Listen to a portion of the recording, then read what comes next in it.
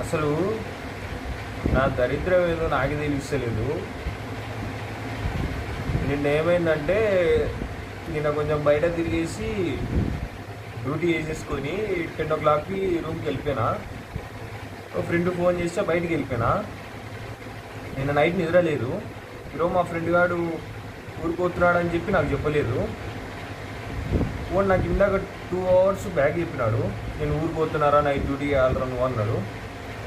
ఈరోజు night duty చేయాలి, రేపు నైట్ డ్యూటీ చేయాలి. నిద్ర లేదు, సుఖం లేదు, ఏం లేదు. కళ్ళు మూసుకోబోతున్నాయి. క్లినిక్లో ఉన్నా.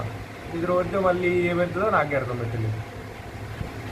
సో నా దరిద్రం చూడండి, ఏం ఏం దరిద్రం నాకిందో. కానీ నిన్న నైట్ నిద్ర లేదు, ఈరోజు నిద్ర ఉండదు, రేపు ఉండదు, రేపు నైట్ ఉండదు. ఎల్లుండి వీకాఫ్ పెట్టుకుని నిద్ర అవ్వాల్సిందే తప్ప ఏం లేదు. వాడు నాకు చెప్పినా కానీ 2 hours ముందు చెప్పి, అరే నేను వెళ్తున్నాను రా ఊరికి అన్నాడు. ఎందుకు రా వెళ్తున్నావు రా, ఎవడు చేస్తారా నైట్ నువ్వు చేస్తావు కదా అంటే, అరే అమ్మ నాకు ముందే నిద్ర లేదురా, నేను ఎట్లా చేస్తారా అని చెప్పిన. నిద్ర లేదు, కళ్ళు చూస్తేనేమో రెడ్గా అవుతున్నాయి.